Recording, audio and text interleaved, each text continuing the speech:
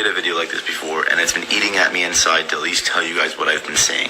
I feel like last night God gave me a dream about the mark of the beast, and it was kind of a doozy. It was kind of scary. But I will tell you as best as I remember, because it gets a little intense, but bear with me. So I was in a classroom, I was in a school setting or something like that, and I remember the teachers came to us saying that we had to get this quick little surgical system inserted because it was the only way to stay a part of society, because if you don't, it's basically like an automatic way of declaring yourself as a full-out criminal, like you're the worst of the worst and they gotta get you. And automatically I knew what it was and I knew not to get it, and I was telling certain kids like, yo, don't get it, like whoever I could talk to quietly, and just like don't do it.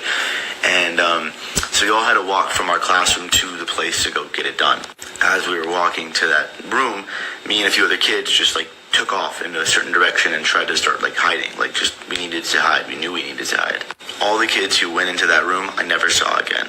Anyways, me and the kids who decided to run away were hiding in like the darkest corners and attics and crawl spaces of the building, of the facility, to, you know, not get caught, not get found, because if they found us, we knew it would be bad. Anyways, a little bit of a fast forward. I'm sitting in a room and I see an officer walk in with his daughter. And this does get a little graphic. I'm sorry if it freaks anybody out. But they were both talking to each other, and I could tell he's like trying to calm her down or something.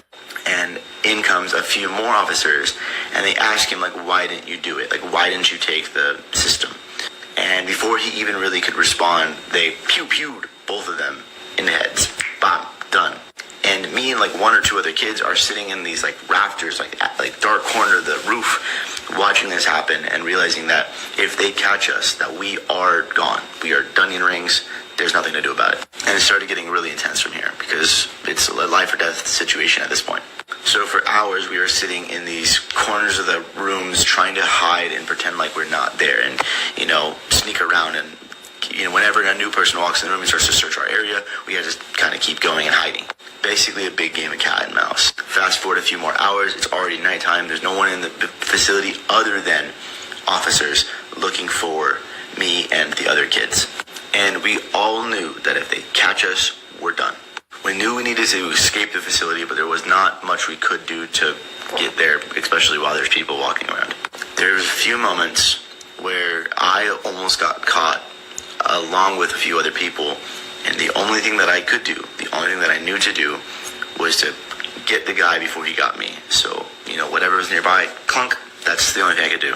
In which we kept running and hiding, trying to, you know, get away from these guys and just make sure we didn't get caught. Sadly, I watched one kid who wasn't a part of my group in the immediate time get caught. They pulled him down from the thing and pew, right then and there. And we all saw it.